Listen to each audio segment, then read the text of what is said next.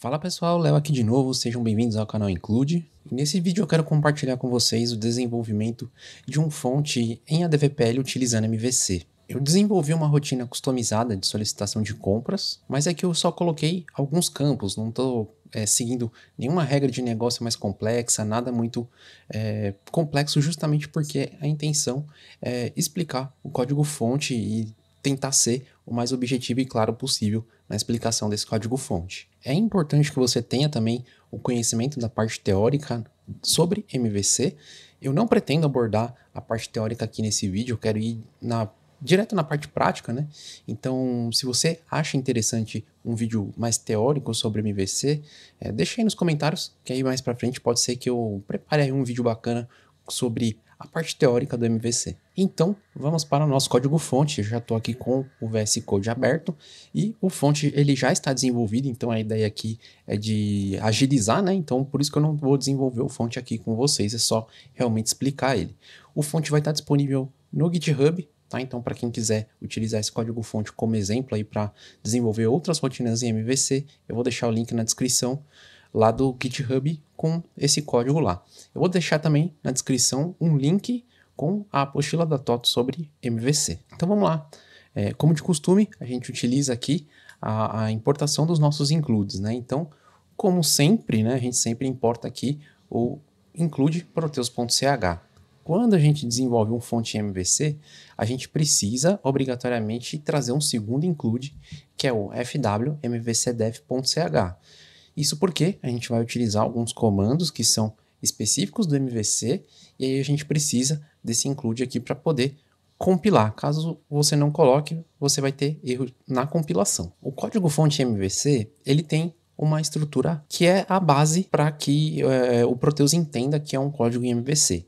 Então a gente começa com a nossa user function, como a gente sempre fez com todas as outras, tá? E aqui a gente precisa declarar mais três funções. Uma delas a gente chama de menu.def, que é o que vai conter ali as opções do menu, quando a gente abre a rotina, né? Quando a gente abre ali o nosso browser, essa menu.def vai trazer os menus, né? As opções que a gente tem ali para operar essa nossa rotina em MVC. A gente vai ter outras duas funções, né? Então a gente tem a model.def, que é onde vai estar o nosso modelo, né? A parte M, né? Seria o M ali do MVC, que é o modelo. Então a gente vai ter uma função específica para desenvolver o nosso modelo de dados. E nós vamos ter também uma outra função que a gente chama de view.def, e nela vai estar a nossa parte da view, que é a área ali, a interface onde o usuário interage com a nossa rotina. Perceba que aqui a gente não tem uma função para o controller, tá? A gente só tem realmente o model e a view. Isso porque o controller ele está intrínseco, então a gente não precisa desenvolver ele, né? E a TOTOS fez dessa forma justamente para facilitar o desenvolvimento. Então a gente não precisa se preocupar em desenvolver uma camada controller aqui. Agora vamos para a nossa user function, né? Então na nossa user function, quando a gente faz uma rotina em MVC, a gente tem que abrir ali um browser, né? Então dentro da nossa user function, a gente vai basicamente colocar o browser que vai ser visualizado como tela inicial e a partir dele que o usuário vai interagir com outros recursos que a rotina vai permitir ele interagir, né? Então a gente começa aqui declarando uma variável do tipo objeto, né? No caso aqui eu chamei de allBrowser, e a gente vai instanciar a classe fwmBrowser utilizando aqui o construtor new. Em seguida, a gente tem uma segunda variável que a gente vai chamar de arrotina. Tem que ser chamado de arrotina, tá bom? Porque ela vai representar as opções do nosso menu. Aqui eu não vou inicializar ela, então por isso que eu coloquei aqui o new. Ela não está inicializada, mas logo em seguida eu já atribuo um valor a ela, que nada mais nada menos é o retorno da nossa função menu.def que nós vamos explicar a seguir. Bom, como a gente já instanciou aqui uma classe, a gente já tem um browser meio que pronto, né? Então, a gente já instanciou aqui o nosso browser, agora a gente precisa definir qual tabela vai ser exibida nesse browser. Então, aqui no meu caso, eu defini, através do método setAlias, que a tabela Z01 vai representar o nosso browser. Tá? Você pode colocar qualquer outra tabela aí, mas aqui no nosso exemplo a gente vai utilizar a tabela Z01. E aqui eu coloquei uma descrição, né, para esse browser, que utilizando o método 2.setDescription, onde eu coloquei aqui solicitação de compras customizado, né?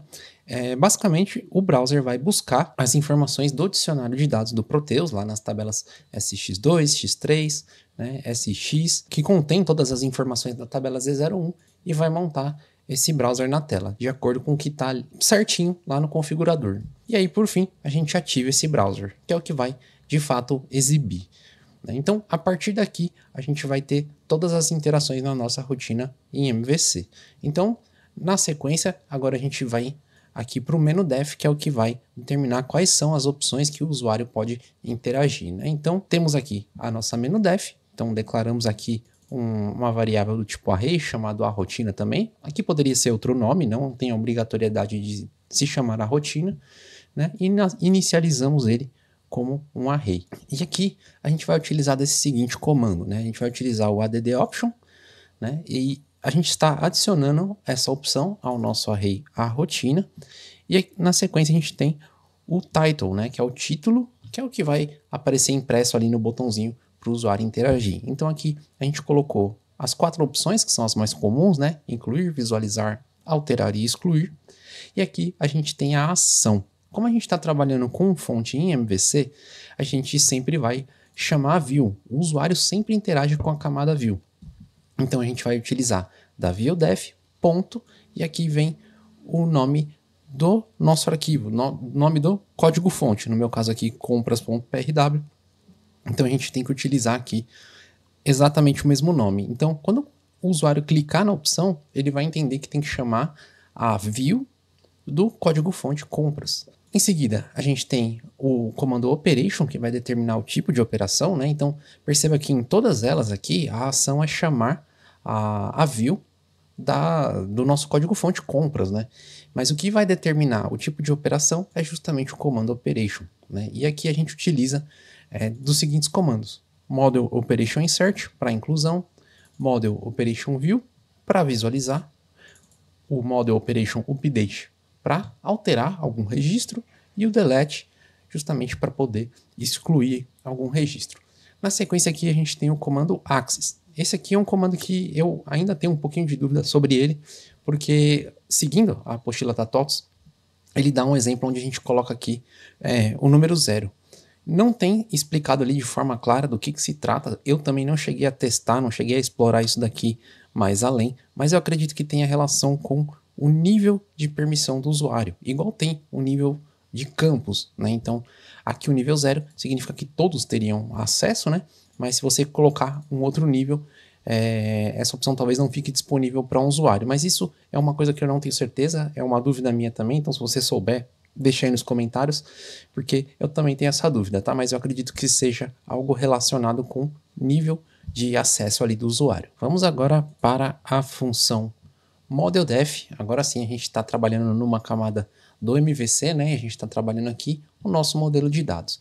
Então, dentro da ModelDef, é aqui onde a gente vai ter a estrutura de campos, as tabelas que nós vamos utilizar, consequentemente, os índices, regras de negócio, está tudo na camada Model. Então, criamos uma função chamada ModelDef e ela obrigatoriamente tem que retornar uma variável do tipo objeto que contém o modelo de dados. Então, declaramos a nossa função, retornamos aqui o modelo. Então, declarada a variável do tipo objeto chamada model e não inicializei ela ainda. Tá? Na sequência, a gente também tem a declaração, no caso aqui, da forma como nós estamos trabalhando, né? Nós vamos trabalhar com 2 tabelas, sendo cabeçalho e item, né? Então a gente precisa trazer a estrutura dessas tabelas para dentro do nosso modelo. Tá? Então a gente utiliza de um comando, né? Uma função que a TOTOS já tem ali disponível que facilita a nossa vida. Então eu vou chamar aqui essa variável de ostruz z01 e a outra ostruz z02. Então basicamente essas 2 variáveis vão conter ali a estrutura da tabela. A estrutura da tabela é basicamente aquilo que está cadastrado lá no configurador, né? Quando você entra lá no configurador e cria a sua tabela com seus índices, campos, as regras dos campos, né? Se ele é do tipo visual, se ele pode ser alterado, se possui algum inicializador padrão, né? Ou uma consulta padrão, ele já pega tudo através dessa função fwFormStruct. Então, temos que passar 2 parâmetros na fwFormStruct, sendo que o primeiro a gente vai informar 1 ou 2. 1 toda vez que você está trabalhando com model, 2 toda vez que você está trabalhando com view. No nosso caso, a gente está montando a nossa model, então vamos informar aqui o número 1. E na sequência, qual que é o alias da nossa tabela. Então, na minha estrutura aqui, o alias é Z01. Se você estiver trabalhando com outra tabela, só trocar o alias aqui e tá tudo certo. E fizemos a mesma coisa para a tabela Z02. Então, Z01 será o nosso cabeçalho, Z02 será o nosso item. Então, por enquanto, a gente só tem aqui a estrutura armazenada em 2 objetos. Agora sim, a gente vai inicializar a criação do nosso modelo, né, instanciando a classe aqui MPFormModel, e dentro do construtor, né, no caso do new, a gente vai dar um nome aqui qualquer para esse modelo. Eu vou chamar ele de comp001, você também pode colocar o nome que for mais aderente aí para o seu cenário. O conteúdo, né, dessa classe ele vai ser retornado aqui dentro do nosso objeto onModel.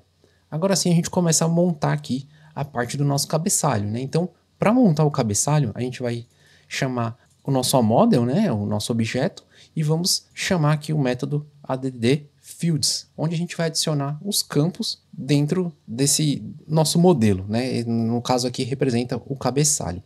Então, no primeiro parâmetro, você vai informar o nome desses campos, né? Desse grupo de campos.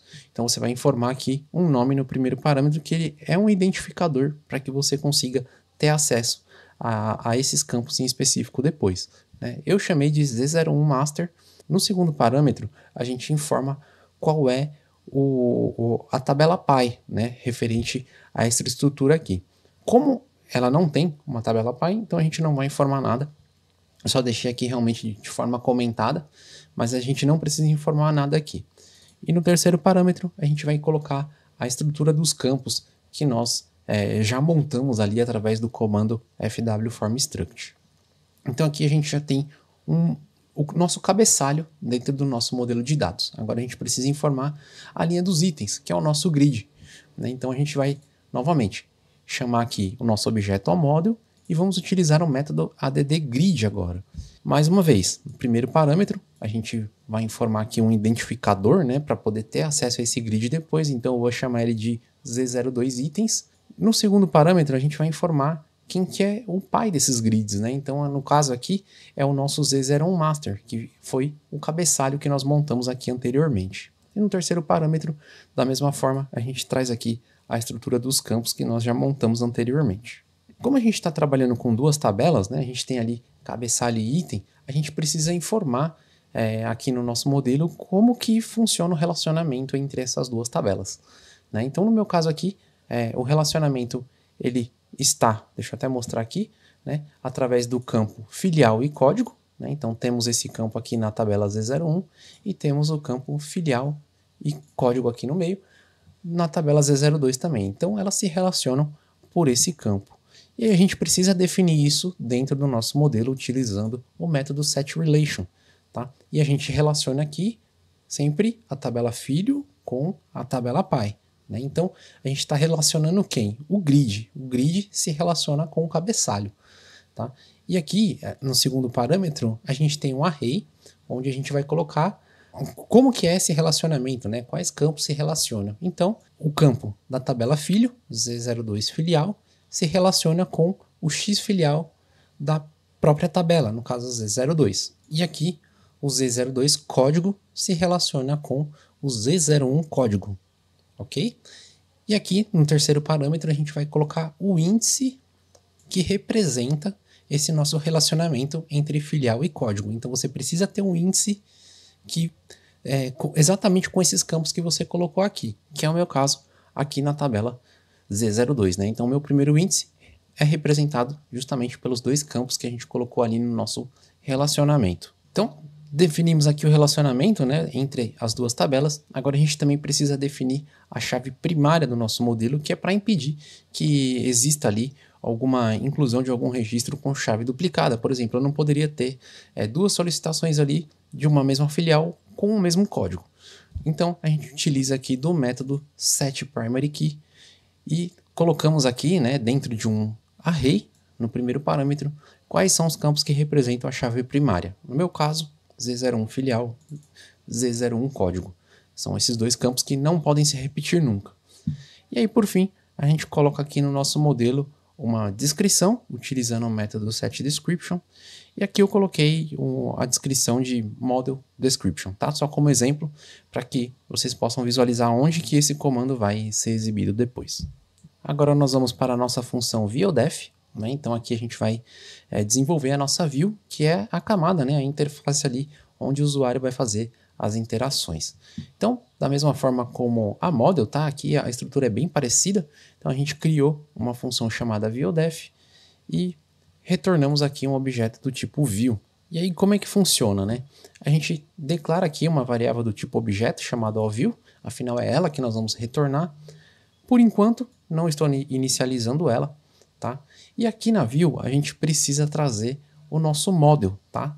O tempo todo, a nossa camada View vai estar conversando com o model e o model vai estar conversando com a View, tá? Então, eles ficam ali trocando informações, né? E caso tenha alguma alteração numa informação, o model notifica a View exibe essa informação para o usuário, ou quando o usuário faz alguma alteração na View e salva, né? Grava aquela informação, a View manda essas informações para o model para que seja gravado dentro ali do banco de dados. Então, importamos aqui o nosso modelo de dados utilizando a chamada da função ModelDef que nós escrevemos aqui anteriormente, né? Então, por isso que a gente precisou retornar aqui o próprio modelo que a gente desenvolveu.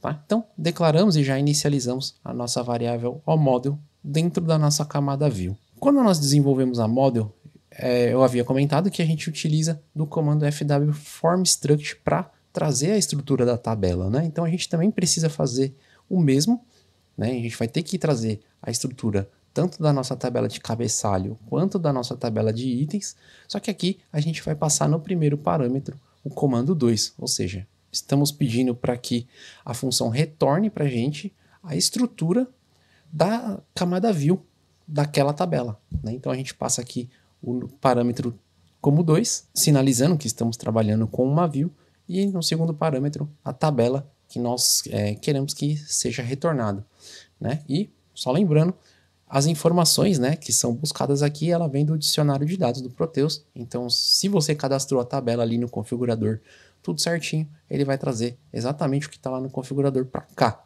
tá? Então, mais uma vez, preenchemos aqui o OSTrun 01 e o 02, que vai representar, né, o nosso cabeçalho e o nosso item.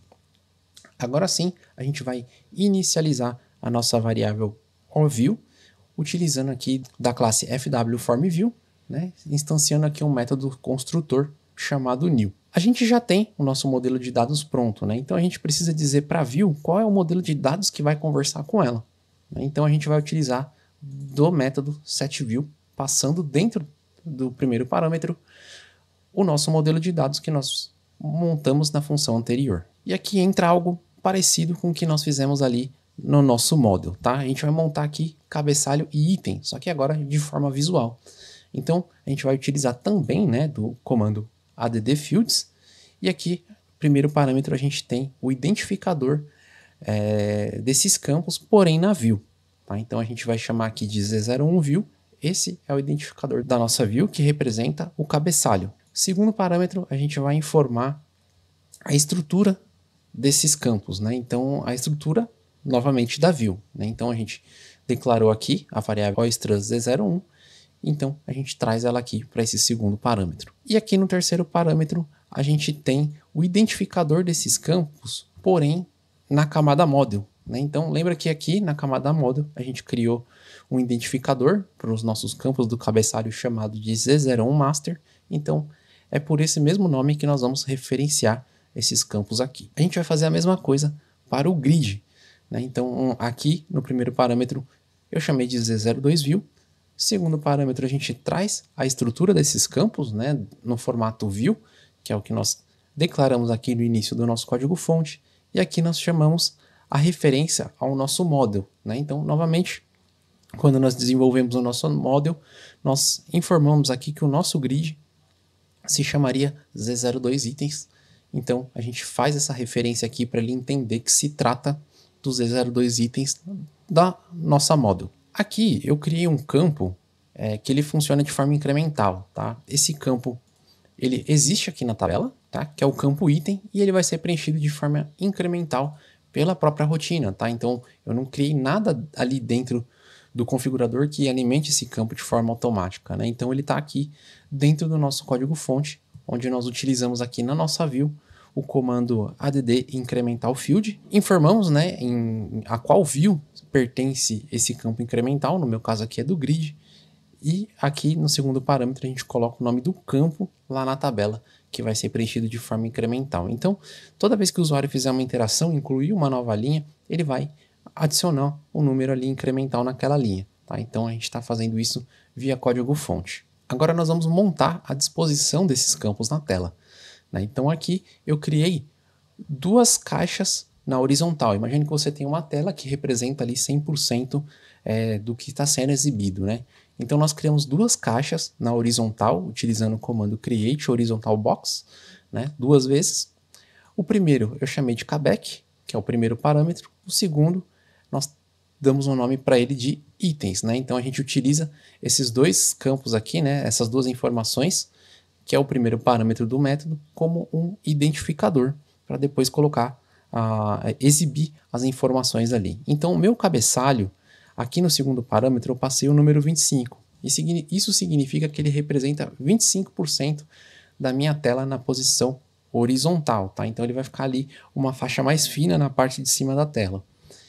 E na parte dos itens, que será o nosso grid, ele vai representar 75% da tela. Então, como eles estão em ordem, né, o cabeçalho foi criado primeiro, então na parte de cima da tela a gente tem 25% da tela ocupada para os campos de cabeçalho, e os outros 75% da tela que vai ser ocupado ali pelo grid da nossa tabela, né, do nosso model. Como criamos aqui, né, já a disposição da tela, agora a gente precisa trazer os campos que serão exibidos da nossa view ali. Né? Então a gente vai utilizar o comando setOwnerView. No primeiro parâmetro, a gente vai passar o nome do identificador da nossa view. Né? Então, como adicionamos aqui na nossa estrutura a tabela Z01 e chamamos de Z01View, nós trazemos aqui no primeiro parâmetro.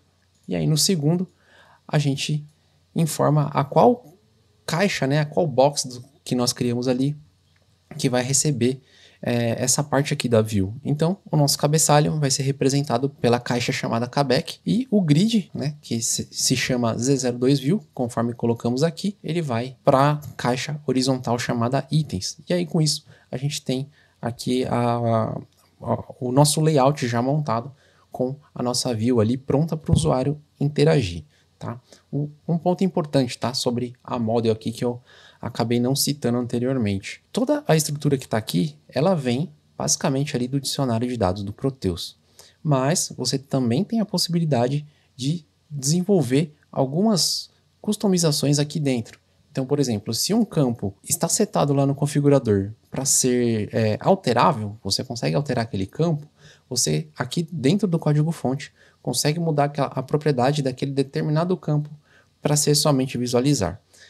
Nesse caso, né, como você colocou essa informação no código-fonte, prevalece o que está no código-fonte e não o que está no configurador. Mas caso você não especifique nada no código-fonte, ele vai obedecer o que vem do configurador, tá? O que está lá na estrutura do Proteus, no dicionário de dados. Tá? Então você pode sim modificar algumas coisas aqui via código-fonte e, no caso, prevalece o que está no código-fonte. Então, vamos mostrar como é que ficou a rotina, né? Eu já estou com ela aberta aqui, tá? Então, esse aqui é o nosso browser. Quando criamos lá a nossa user function, né? Voltamos aqui para a nossa user function, nós definimos que seria exibido o browser da tabela Z01 e que ele teria aqui a descrição chamado solicitação de compra customizado, que é o que está aqui, né? Solicitação de compra customizado.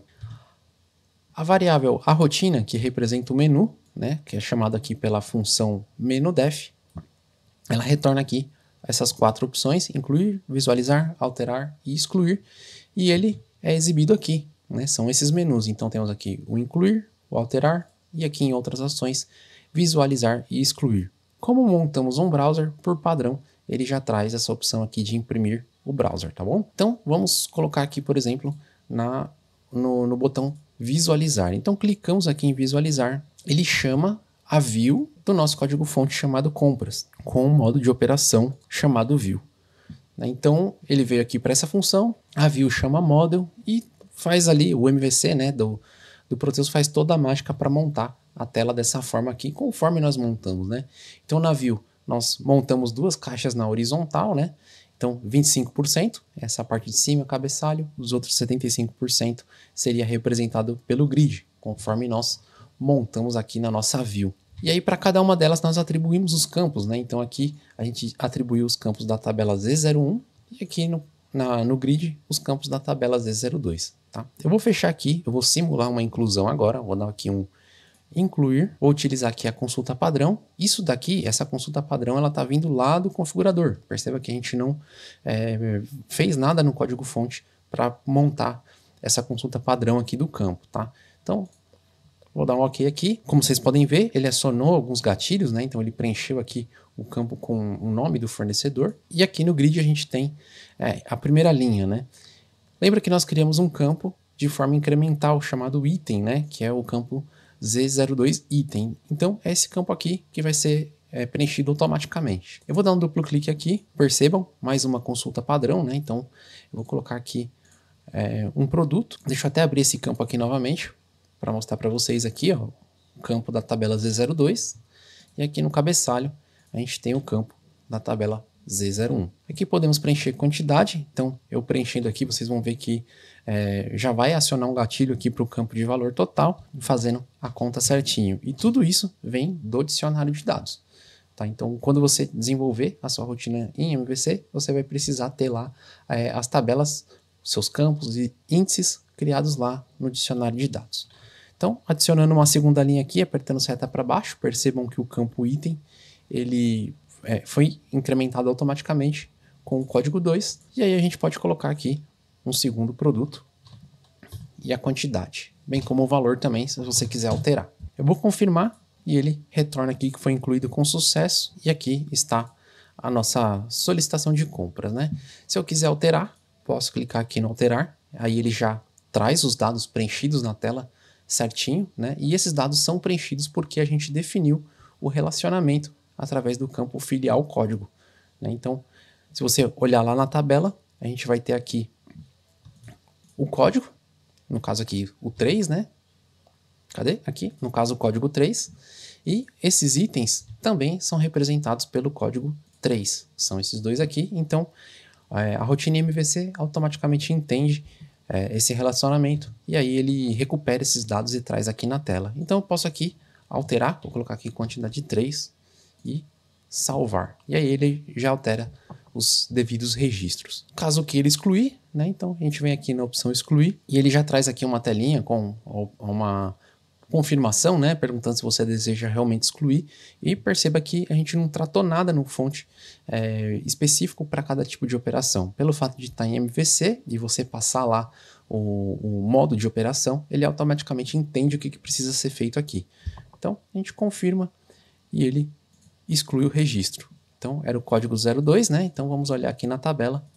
A linha do código 02 foi excluída. Na outra tabela Z02 também foi excluída. E ele faz certinho novamente por conta do relacionamento. Então, pessoal, nós concluímos aqui a explicação do código em MVC. Eu espero que não tenha sido muito complicado, apesar de ser um conteúdo voltado mais para quem é avançado aí no ADVPL, né? Eu espero que tenha sido o mais objetivo possível. Talvez tenha faltado a parte da teoria, né? Então, se vocês entenderem que é importante também trazer um vídeo teórico, deixa aí nos comentários, que aí mais pra frente eu preparo um vídeo teórico para fechar sobre esse assunto de MVC. Pessoal, mais uma vez, se tiverem dúvida, deixa nos comentários, né? Sugestões também. E concluímos o nosso vídeo aqui. Obrigado a todos que assistiram esse vídeo até o final. Valeu e falou!